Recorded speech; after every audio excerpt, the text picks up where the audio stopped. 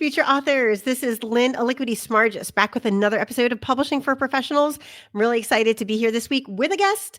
I don't have a lot of guests on my show, but I do have a curated list of guests I love to bring you all, my listeners and watchers, whether you're watching this on YouTube and or Substack, because I have some great information to share with you today. We're going to go over a hot topic with my guest. And my guest today is Travis I. Sivart. He is a prolific author of fantasy, science fiction, social DIY, and more. And when he says prolific, he really means it. I mean, I don't think I've ever met anyone who has written more fiction books than Travis. He's created the Traverse Reality, a shared universe that connects his cyberpunk, fantasy, and steampunk worlds. He's a super cool person and human being all around and has an amazing family of cats, which you will probably see on this video. Travis, welcome to the Publishing for Professionals podcast. Well, thank you very much, Lynn. I'm so glad we're here today because we are going to talk about the hot topic of book marketing, not only book marketing, but how to utilize AI tools to get your to shorten the time it takes to make your content for book marketing. So Right. AI, of course, hot topic. Everybody's talking about it, right? Because it can help with your productivity. But one of the things before we jump into the book marketing piece, I would love to talk about is we really need to be careful with copyright in AI, right? Because we can't just take what we have in AI if we just prompt it and just copy and paste it. So give me your thoughts on how you avoid copywriting when you're using AI tools. Well, I don't use them to write on the images that are being used, checking the laws, or just because the AI model has learned to make images by looking at other people, so is every other human being. So there's not strict copyright rules for a generalized picture, unless if you see an image or a product that is a copyrighted, for example, if you used a president's face or a face of a famous movie star and put into your AI, then you're walking on thin ice and it can cause problems. So if you use generalizations, not specifics when designing things, so you're not getting, Mrs. Butterworth maple syrup in your whatever image you're creating. And with the writing, if you're using your own writing to create that prompt, that's your copyrighted material. So anything used from that shouldn't be an issue. Now, check what I just said, Lynn. Is there anything I missed, whether it was understanding the question or other places you think it should fit? No, I think that's spot on because that's how I use AI as well. I take my own content, put it in there, and ask it Right. to rewrite it for me in different formats, and that way I don't have to spend so much time doing all the writing myself. And then I Right. just take that content, polish it up, make it my own style, and then put it out on the different channels. So yes, I agree absolutely. We always have to be careful of not using obviously things that are patented, copyrighted, and or other images other people are already using because one of the things people don't understand, I know, is that they think, oh, it has to have a patent or a trademark. If it doesn't, I can use it. And that's not true. If it's published, then it's copyrighted. So we definitely have to be careful of that type of material. So let's jump into the book marketing aspect. So when did you start using AI for your book marketing? Very recently. When I say very recently, I guess almost 2 years ago, I started toying with it. There are other people out there who have very great sites. And one of these people has a thing to create a book blurb using AI. But it was as AI was just coming into its own. It was more in its teen years of development. And this was very handy because as an author, and I don't know about everybody else, but I think most authors are with me, the hardest part of the book is when you get to writing that blurb, when you get to writing posts for social media, et cetera, et cetera. We wrote this whole massive, incredible, intricate thing. To break it down to 2 paragraphs, less than 500 words total, that's hard. We don't even know what the important points are anymore. So I'm with you on that because like every time I write a book, it's my own or my clients. I'm like, I am just so like at this point, I'm like, I'm okay, we're done with the book. And then I'm like, wait, no, I have to think of new book marketing ideas. Right. Whereas if you take chapter 1 and drop it into your program du jour or of choice or whatever have you, and we could discuss different programs because I've used a handful of them.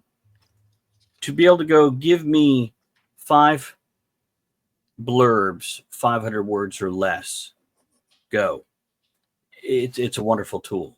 And if anybody's worried about AI stealing it and using it somewhere else, no, they will learn from it. But yeah, no AI company wants to come up across a plagiarism copyright issue themselves, and they are avoiding it like the plague. Especially if you go with any of the big ones, Midjourney, ChatGPT, etc. Smaller ones, well, it's like any business out there. Sometimes the smaller is the better idea because you got closer personal stuff. Other times they're the fly by night trying to get something quick out of people. Right. And I know you had mentioned, there's obviously a ton of programs out there. The two most popular ones that I know of, like ChatGPT, Claude. There's, Gemini. Google has Gemini. There's a lot of AIs out there. I think almost every Canva has its own AI. Like almost Right. every platform that's out there has its own AI, including this business coaching program that I'm in right now has Hmm. its own AI. Of course, it's all built on the open AI that's out there and just adapted and trained specifically for different reasons. Right. So, what is your AI program du jour that you love for writing? What is your favorite? ChatGPT has been the most comprehensive of my language style. In other words, I've always been horrible at making up keywords and hashtags, whether it's SEO, search engine optimization on your websites, or hashtags for Instagram, TikTok, etc. And I've always been bad at Googling because the way my mind works and the way I lay out words is not how the normal human being does it, apparently. So to have somebody that can go, I know what you mean, I can help you, and by somebody I mean a AI, it's been beautiful. And I tried, the handful I tried, and the most recent I've come to just about a month ago was Chat GPT. I figured it's the biggest, it's the best, it's the most well known. Let me see what it can do. It was incredible. The understanding of this AI to be able to take two sentences laid out like a conversation and generate show notes for my own podcast. I was dazzled. And the images that I've had it create for me, so much more of exactly what I'm looking for. It's almost creepy with oh, is it reading my mind? Because pretty much from the get go, it had me, it got me, it understood what I was trying to dig for. And I was so pleasantly surprised. I was like somebody who recently quit smoking or lost weight. I just wanted to tell everybody about it and tell them why they should do it too. That's funny. And so you said, taking your own content, putting it in there, generating keywords, right? And Right. then what other things have you used it for as far as like putting your content in there? Have you generated social media blurbs? Have you generated anything else with using AI for your book marketing? Yes, absolutely. Social media blurbs.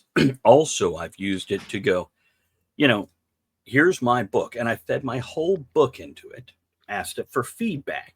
So it gave me pros and cons and broke down, and it took it 6 or 8 hours to get through it. So it wasn't instant. And it asked me if we wanted me to go more in details. And in that same conversation, I said, okay, you have my book. Now I need to make a video for this book.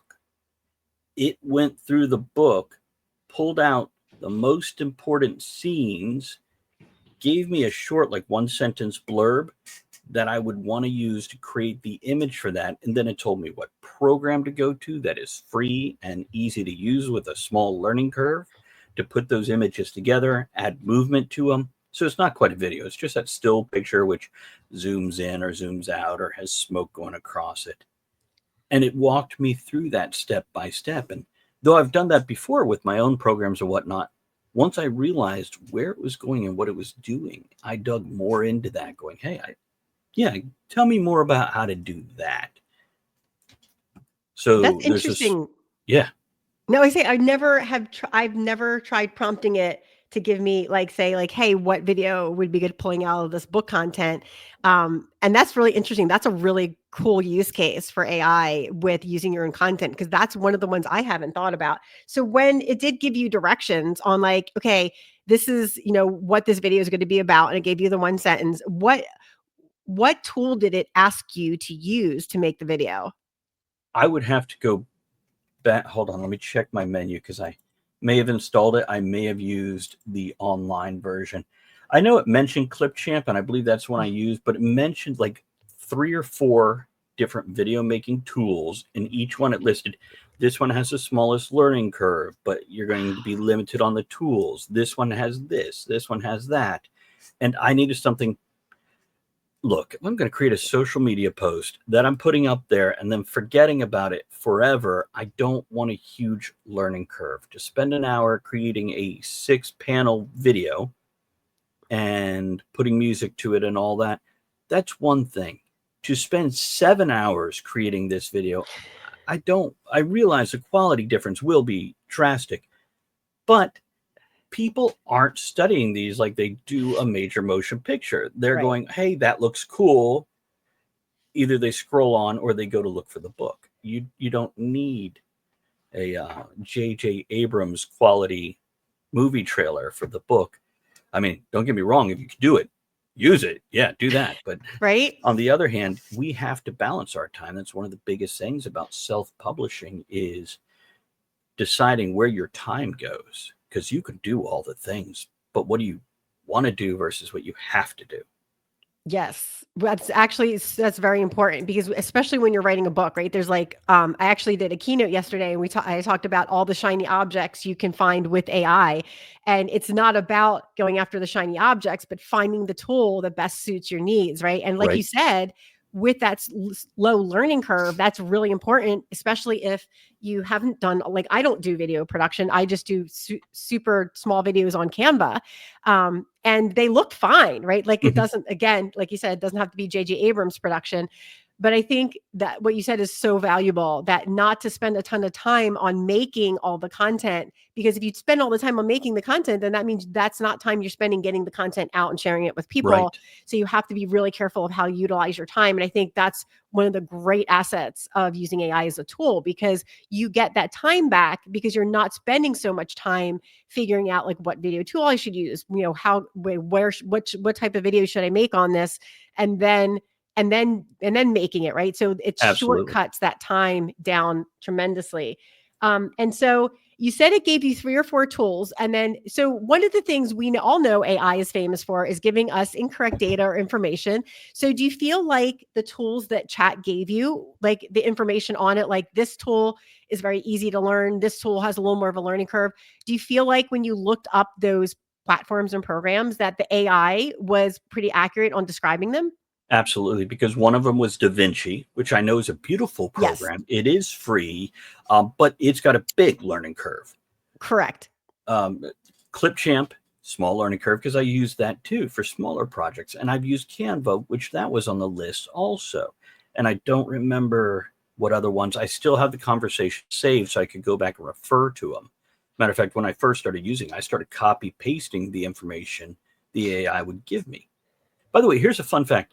ChatGPT, at least, specifically told me not all of the information is correct.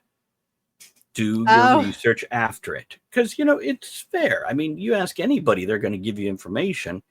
But is any information you get from any source 100% correct, especially if it's more than an hour after they researched it? Because things change constantly. absolutely. And then there's always the what I call the whisper down the lane effect of like Hmm, once somebody gets the information, someone tells it a little bit differently, hmm. and then by the time you're the fifth or sixth person that's heard it, it's a very far removed from the original source of information on the Also known actual as fact. game of telephone. Yeah. Yes. Yeah, it's there's a great Mel Brooks clip where they do that all the way down the line, and at the end of the line, the first guy repeats it exactly like the last guy, and I was like, "Oh my!" He said that's nothing what I said. I know, but I know this telephone. I know exactly which Mel Brooks clip you're referring to. It's funny. It's in a It's really prison or good. something. Anyhow, it doesn't matter. We don't need to hang on that. But yeah, it's true. It's information gets diluted, changed, personal impressions put on it, and AI may be cleaner than that. But remember, its information is coming from outside, and surprise, surprise, not everything on the internet is true. Right? That is So such a true devastating. statement. I recently ran across somebody who said they do their research on TikTok. And I got that look too. I got horrified. I'm like, what? Any other sources? Well, sometimes YouTube. I'm like, no, No. no, you can't even trust like the actual source 100%. TikTok is all opinion. I mean, if Wait, you're doing a hobby, right? Like I've right, been into painting lately, right? right. And that's fine. Go on YouTube and see like different painting because no one's going to blow up or catch on fire if you make the wrong painting mistake on painting process, right? It's like you paint over it, who cares? But like, Right. yeah, YouTube and TikTok in and of itself to use for factual information, definitely. I don't know. I feel like YouTube is definitely a little bit better, Mm, but I mean, because you can actually see the person doing the thing. You can see if the right. person messes up or how the product or whatever it is turns out. But yes, They were that's researching healthcare supplements, oh like, no. and I don't remember what product it was, but it was like, and I don't mean it was a male enhancement product, but by that I mean male health, not sexual or anything like that. And I'm like, because my wife picked it up and looked at it, she's like, "Do they know what's in here?" Because she knows herbs. She's got a degree in herbology or something, and she's like, "Did they research this?" That's when the conversation happened, and we're like, "Oh, okay." Yes. Yeah, and Anyhow, then yeah, and people the thing I am very much into alternative health, but the thing I don't like is the multi-level marketing companies that get into it because then they start spewing off all these things that are opinions that they don't have any factual thing to back up against, and I'm not gonna get mhm, on that whole soapbox right now, but oh my gosh. I could tell you reams and reams and reams of things people have said. we could Sp just tie it into writing. Yeah. And this exact topic, those companies, quite often not even US based companies, they are using AI to generate some of these ads and some of these things where they give it the information and they have it spit out. And it's just like reading the instructions on the new piece of furniture that was printed and translated in China. And you're like, oh, that's so funny. That one line is sometimes these commercials, and you'll notice the commercials for these things have at the end these are not based on actual data or something along those lines. And you're like, wait, what? You Right. know, and the same thing with creating the ads for your books. You want them to feel as genuine as possible. That's why using your own content and then proofreading the AI's content afterwards. That's so Absolutely. important because at least ChatGPT is like, do you want any tweaks?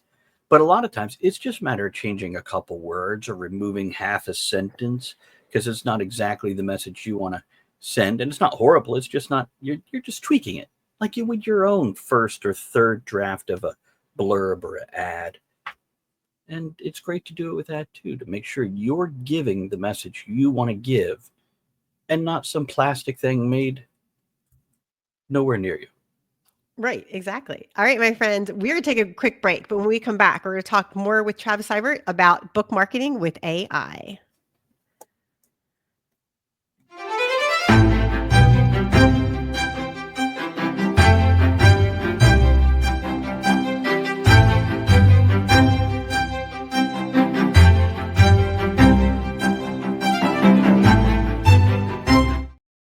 All right, we're back with Travis Sivart.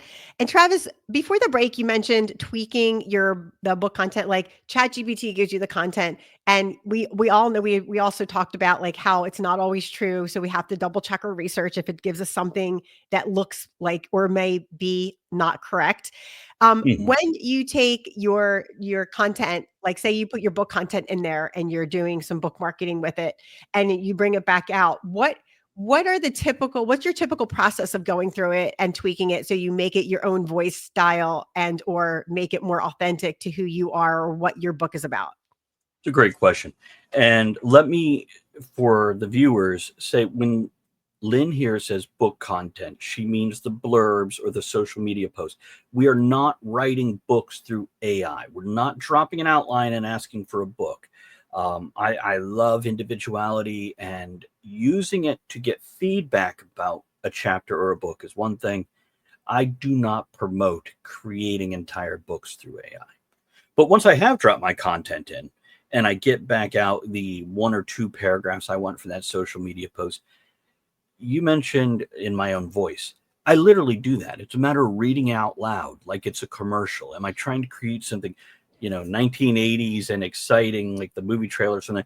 In a world gone mad, one man stands alone. Or am I looking for something more educational.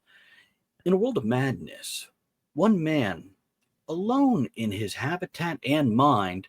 So I want to look at how that voice is coming out literally in my voice as I'm reading it, because I record audiobooks and I do podcasts.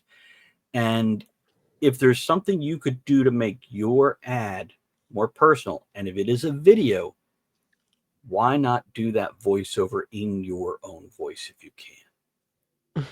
And if you're not, even if you're going to have an AI read it so you can grab that recording or whatever you're going to do with it, you want to read it how you want the viewer to experience it. So sometimes the words don't fit when you do that. And you realize I need to take out this phrase, or um, for example, instead of saying, a great tweak is this: instead of the book trailer or the words or the voiceover or whatever saying, find my book on Amazon, when you have your book out there on more than just Amazon, depending if you publish drafted digital or Ingram Spark, it's going to be in a much wider base. You don't want to say, find my book on Amazon. You want to say, find my book in all the places you shop for your books, or find my book in all the fine literary retailers. Again, depending on the tone and the mood, whether you're playful and fun or whether you're a little more grandiose. And you want that to match your content. Yeah, that makes sense. That totally makes sense. And so when you're using AI, is there any specific prompts or anything you would say that you avoid doing because you found that when you use a specific type of prompt or word or phrase that it doesn't give you like the quality content that you're looking for from your book material that you've put in there and prompted it on? I can't think of anything in specific, but that's because I most recently used ChatGPT Yeah. and it understood what I was going for, like I said, with an amazing few amount of words. Whereas the other ones, it felt like you had to go in more with a bulleted list than a conversation. And I don't remember anything specific, but that's why I'm like, go try multiple AI, see what works best for you. And if you're on a budget, which really, if you're self publishing, you probably are on a budget of some sort. Instagram, you can go into their messenger and they have AIs in there, and you could try it with them. You could try Facebook. Lynn, you mentioned Gemini with I guess Google, and everybody's got one nowadays. Canva, which again is often recommended. Use the tools you have and you know first. There'll be less of a learning curve. And also, I'm guessing you like it. That's why you're using it.